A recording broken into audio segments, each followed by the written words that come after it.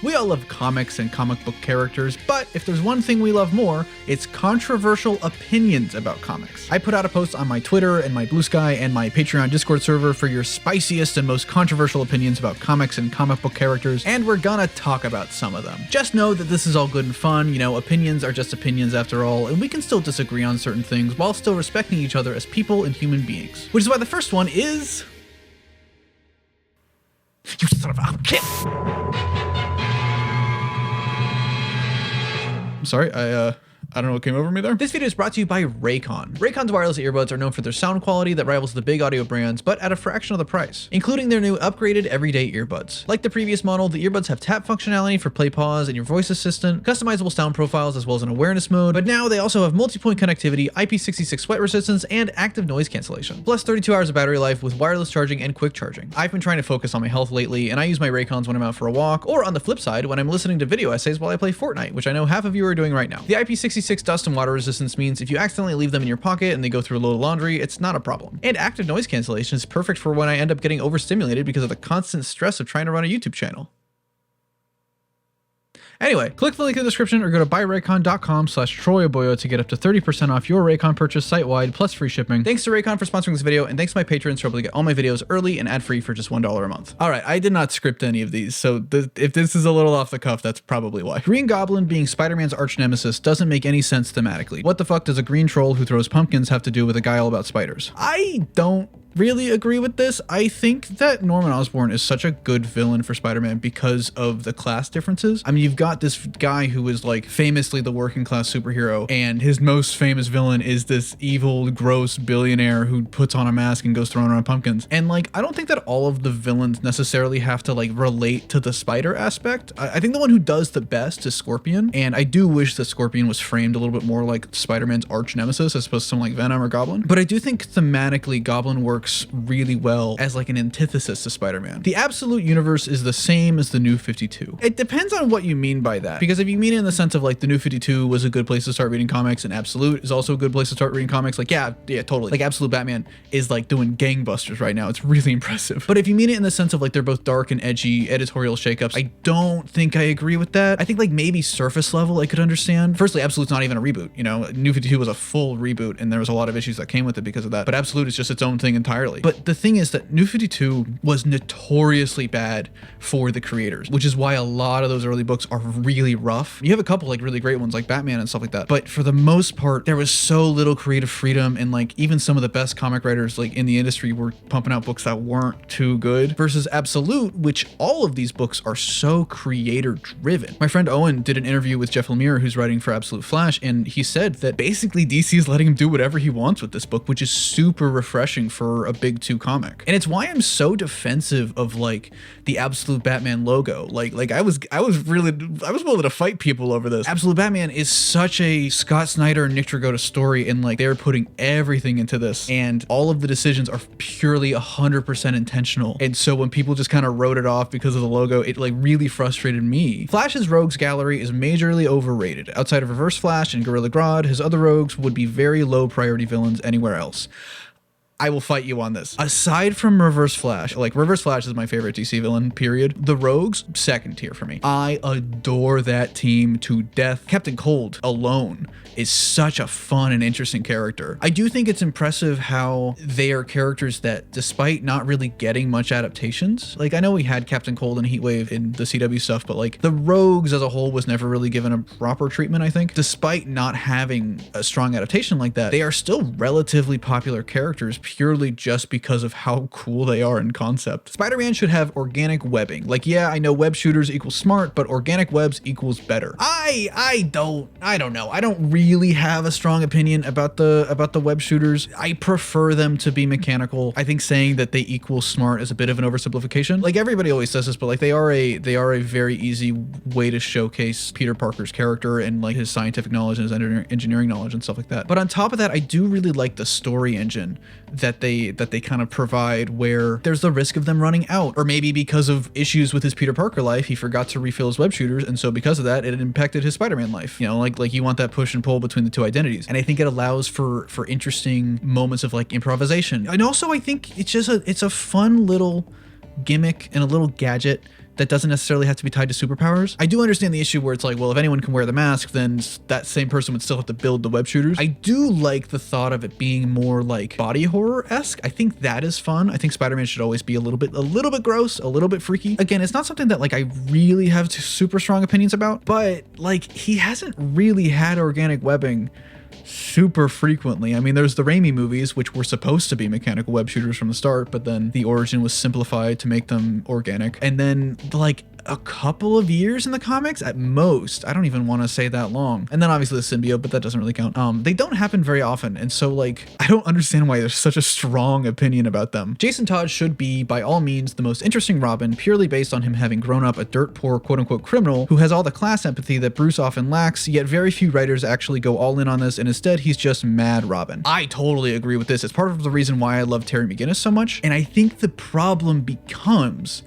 that Jason was introduced in like 1983. So he was basically Dick Grayson with a bowl cut. Same guy, same backstory, same everything. And then it wasn't until Crisis and post-Crisis in 85, 86 that the origin was changed and became that street rat, which was a really fun retcon, a really fun, like super interesting, made him a great character.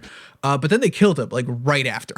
They like, I think when they killed him like 88, he was Street Rat Robin for 2 years, and then they killed him right after. So now anything with Jason as Robin is either going to be like a flashback or a retcon. I mean, I don't even think him and Dick ever interacted when he was Robin. Barry Allen is and always will be the superior version of the Flash, and fans only like Wally more because he's stronger, which in my opinion Barry allows. Barry overall is just a more interesting Flash than Wally, and his history with Thawne proves that. I gotta disagree with you. You're real hard on that one. I love Barry Allen. I've been on record for saying I love Barry Allen. I love Barry when he's written a very, very specific way.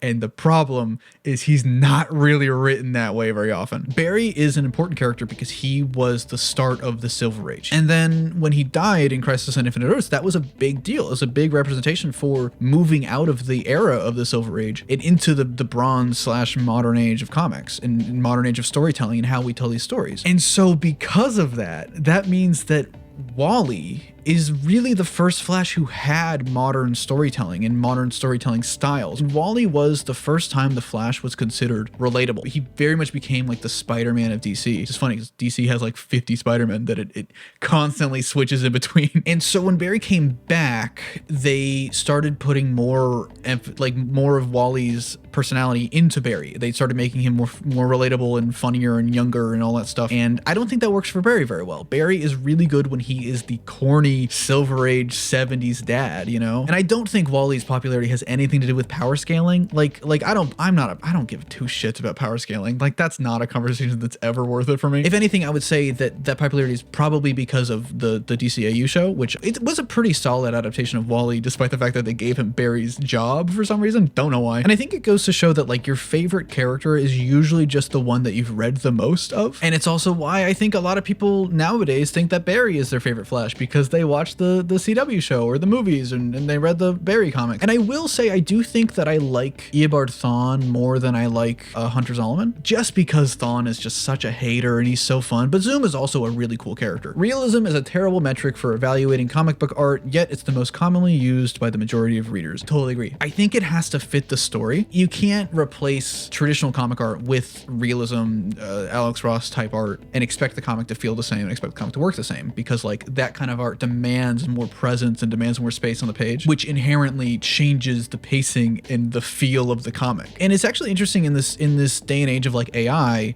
where like a lot of people are trying to replace art with AI, and I think it's stupid. I'm going on record for you can quote me on that. AI art is stupid. AI art is primarily used to mimic realism because it is the easiest thing to do. I do a lot of Blender and like a lot of 3D stuff, and stylization, trying to mimic sort of like hand-drawn 2D stuff, so fucking hard versus realism. I have a plugin that I push a button and it makes a super realistic person. Or there's the new the Unreal Engine like MetaHuman creator. You can make super detailed, realistic, lifelike people in one singular click, because realism is inherently more quantifiable and a computer can do that. And so I think because of that, in this sort of era where now that's kind of like everything can be realistic, now stylization and the handmadeness of art, it has more of an appeal to me. Bat-cest ships are okay because they're technically not related.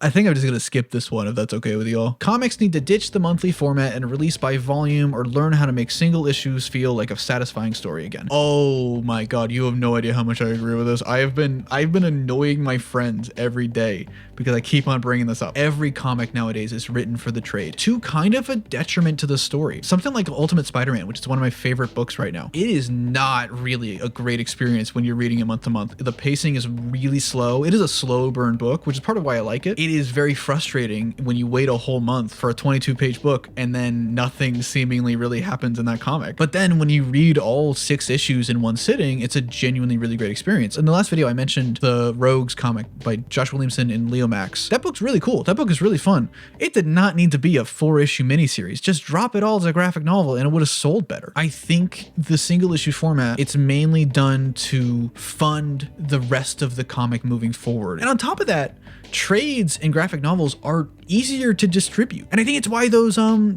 compact editions are selling so well. Oh my god, I love those books. I've read every one of those books, so I don't need to, but like every time I see one, I'm like, ooh, it's only $10. I might as well just get it. I actually like the idea of Spider-Totems, more specifically how JMS presented it and not what Dan Slott did within Spider-Verse. I kind of agree. I think the JMS run is really fascinating to me. It's one of my favorite Spider-Man, if not I think it is my favorite Spider-Man run. Basically, his mantra was, we're gonna take all the fundamental aspects of Spider-Man at the time. You know, Aunt May not knowing, the fact that it was a random spider biting him, and a lot of very fundamental ideas for the character, and he shook them up. Like, he really like took risks with that book in ways that like I don't think modern comics would be comfortable doing, and definitely like modern fans of comics would not be comfortable. But I think what's cool about it is he did so while still really retaining the core of the character in a really strong way. It was almost like the book was saying like, okay, if we take every piece out brick by brick by brick, let's see what we have left, and let's see what we can remove fundamentally and still make the character the same. I don't think many modern comics really have the balls to do that nowadays, and then granted, like even that comic like editorial didn't have the balls for a lot of decisions in that book, which is what led to things like Sins Past and then eventually One More Day. If these stories are going to be going on forever and ever and ever, like we got to take risks eventually. We got to take away some of the foundation and see if it still holds up, you know? There were like a lot of Spider-Man opinions in those threads, and I'm scared of you guys. People have very strong opinions about Ben Reilly that I don't want to poke that bear. But yeah, that wraps up this little response, this little hot takes video. Let me know down below if you liked this sort of more like chill, unscripted vibe from me, or if you kind of want me to shut the fuck up and stick to my script. But yeah, let me know down below what your hot takes about comics or comic book media or comic book characters would be, and maybe if this does well enough, maybe we'll do it again someday. But if you liked this video, be sure to hit the like button and subscribe. Special thanks to Elijah Wakefield, Ans, Axu, Cabbage Boy, Cassidy, Calvin Brown, Carol Ann Brenneman, Chicken McDoofus, Dan, Danny Boy, Eden Kenna, Egan McFarlane, Evan Bowers, Fastest Man Dead, Finn Yates, Hannah C, Harper Sires, Howard Bell, If You Know You Know, Iron Ninja, Jake Stellig, Kai Dud, Ken, Leo Stringer, Melody Dreamer, Glassbear Productions, Morpy, Murren09, Popcorn Eater 123, Raptor77, Rylan Archuleta, Sav, Sturbit, Spectacular Clyde, TDW Fan, Theo Crouch, Tim Neufeld, Troy Says By Razor's Lame, Tyler Goodrich, and Yash Kapoor for being spectacular fanboys on my Patreon. This is Toy Boy 17 coming at you live. Be responsible, and I'll see you around.